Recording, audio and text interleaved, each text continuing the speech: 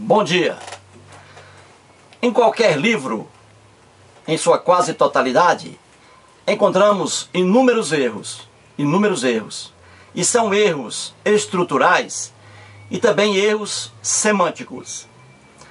Em 1984, eu lecionava língua portuguesa em Fortaleza, no Ceará. Fortaleza, a capital da dengue. Pois bem, quando eu abordava qualquer matéria gramatical, eu tinha o devido cuidado de passar para os alunos as incongruências, os erros ali presentes. Eu tinha esse cuidado. Eu explicava a eles o que era oficialmente aceito, mas eu sempre frisava os erros ali presentes. E hoje eu vou abordar um desses erros que está nas gramáticas brasileiras. Pode ser a gramática do Segala, qualquer uma. Segala, Napoleão Mendes de Almeida, Hildebrando, Celso Cunha e Lindley Sintra, Rocha Lima e Evanildo Bechara, qualquer uma. Qualquer gramática. Todas as gramáticas brasileiras dizem, na análise sintática, quando se refere à oração, dizem que o sujeito e o predicado são termos essenciais da oração. Qualquer gramática diz isso. O sujeito e o predicado são termos essenciais da oração. Isso é verdade? Não, não é. É o que está dito nas gramáticas de forma oficial. Mas há um erro aí. Há um erro aí. E onde está esse erro? No termo essencial. Essencial. Ora, essencial está ligado à essência da coisa. E a essência é a sua própria natureza. A essência de uma coisa é a sua própria substância. A essência de uma coisa é aquela conditio sine qua non, ou seja, é aquele elemento que não pode faltar a essa coisa. Porque se ele está ausente, a coisa deixa de ser, deixa de existir. E a afirmação de que o sujeito e o predicado são termos essenciais da oração está incorreta. Por quê? Ora, porque, na verdade, apenas o predicado é o termo essencial da oração. Apenas o predicado. O sujeito não é termo essencial da oração. Não é termo. Nem aqui, em Brasília, nem em Sobral, nem na China. Só para dar um exemplo, vamos mostrar aqui a seguinte oração. Aqui eu tenho: Rigel trabalha bem. Rigel trabalha bem. Isso aqui é uma oração? É. Por que é uma oração? Ora, porque existe um verbo aqui. E não existe oração sem verbo. O que marca a oração é o verbo. Aqui o verbo é trabalhar. Ou seja, trabalha. Rigel trabalha bem. Temos aqui uma oração. Temos aqui o sujeito? Temos. Rigel.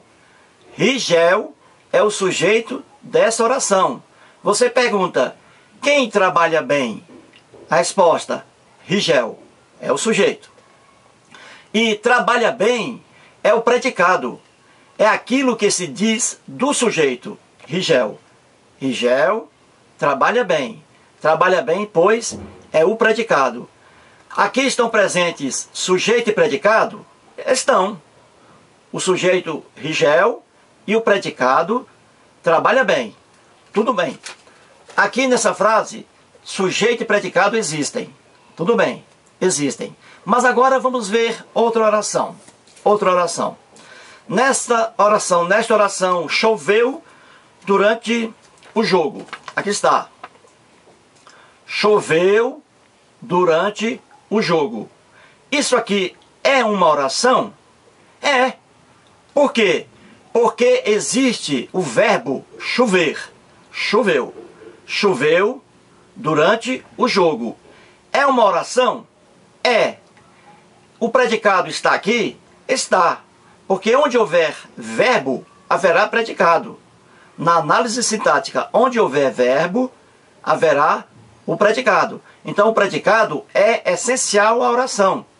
Agora eu pergunto a você, caro internauta, onde está o sujeito nesta oração? Choveu durante o jogo.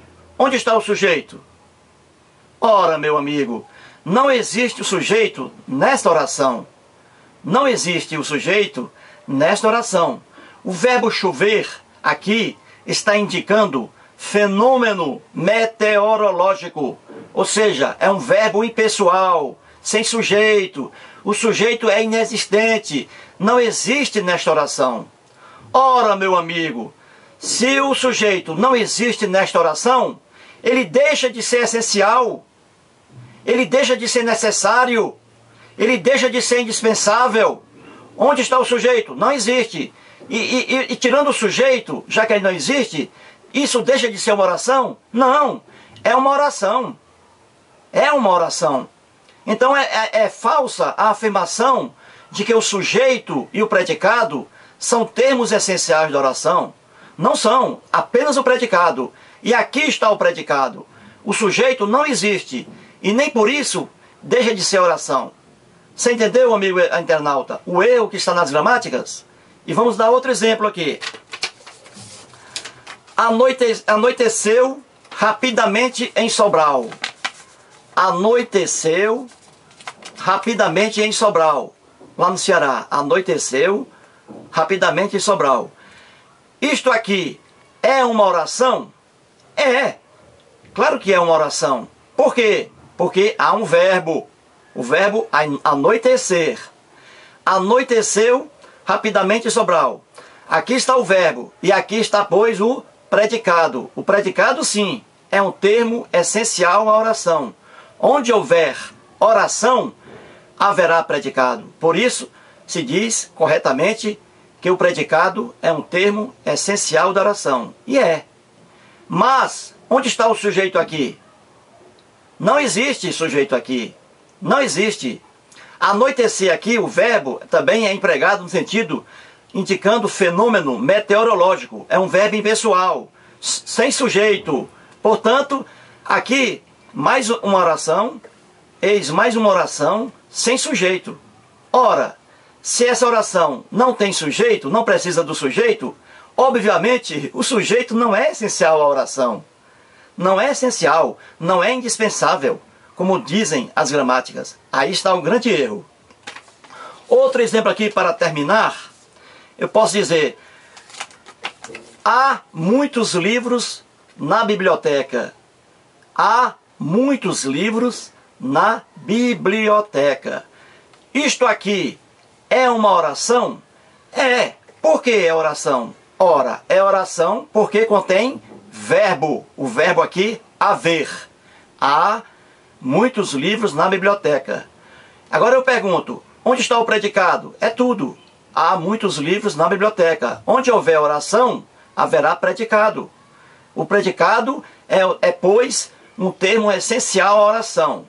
Agora eu pergunto a você, internauta, onde está o sujeito nesta oração? Há muitos livros na biblioteca. Onde está o sujeito? Já que as gramáticas dizem que o sujeito, a exemplo do predicado, é essencial à oração. Se ele é essencial, ele deve estar aqui. Não é verdade? É. Só que não é essencial à oração. O sujeito não é essencial à oração. Aqui está um outro exemplo. Nesta oração aqui, há predicado, porque o predicado é essencial, mas falta o sujeito. Não existe sujeito nesta oração.